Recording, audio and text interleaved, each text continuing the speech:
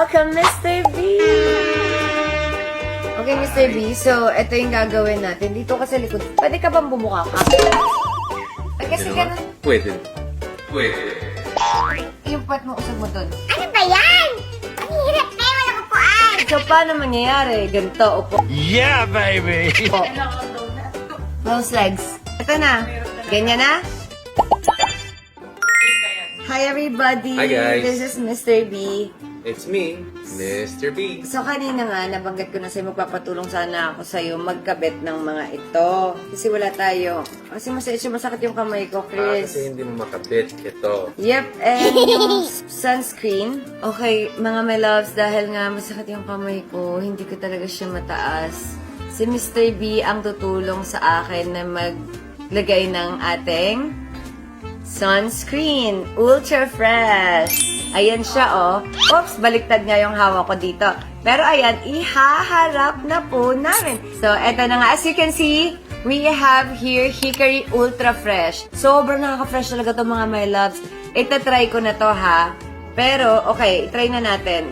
Para malaman po natin kung ano po ang magiging itsura ng merong Ultra Fresh Sunscreen sa may kanan natin. At titingnan natin ang wala pa. Okay, ngayon ipapahid na po natin.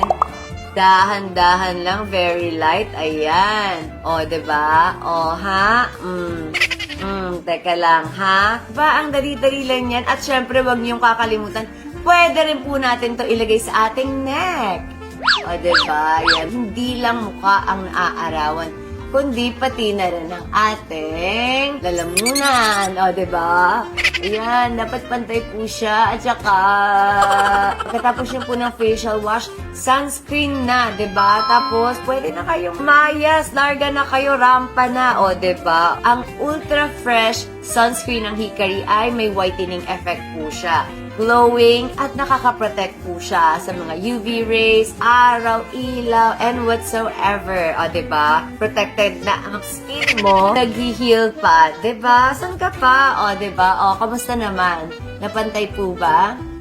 O, pati sa tenga, kasi syempre naman, naiinitan din yung tenga natin, di ba, mga my loves? Mr. B, palagay naman sa noo kasi dapat pantay. Ayan, parang minamassage lang po yan, mga my loves. Kapag umalis ako, syempre, sunscreen, tapos kailangan ko lang ng cheek tint. So, andito po ang aking lip and cheek. Ito po. Yan. Lagyan niyo po ako ng blush on. Ganyan mo lang yung daliri mo. Yan, tapos ilagay niyo lang po sa ating pisngi. Ay, nangyari, ba't nakahawak siya sa baba? Tapos, ayan, biniblend pala niya, guys. Sa kabila na Mr. B. So, kamusta na?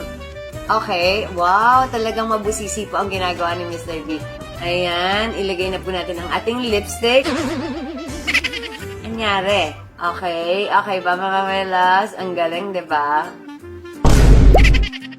Mr. B, yan na rin po yung ginagamit ng mga girls na eyeshadow. Ayan, parang konti naman ng eyeshadow po na nilagay nyo. Baka kasi gusto ni Mr. B, very light lang, no? Kasi ayaw niya nga na may makeup ako eh. O sige, go, laban mo na yan. Okay na? Wala pa po. Wait lang po.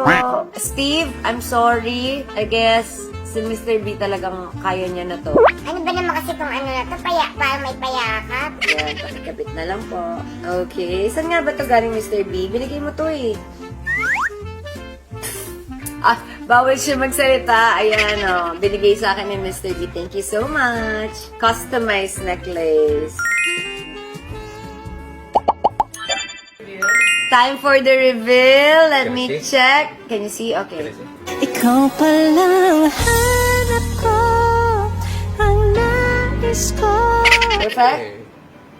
hinihintay ng puso ko. Okay, so it's so perfect. So mga my loves, as you can see, di ba, nag-hickory lang tayo. Magkano ka lang eyeshadow, cheek tint, lipstick, Bye mga my loves! Ano pang hinihintay nyo? Check out na!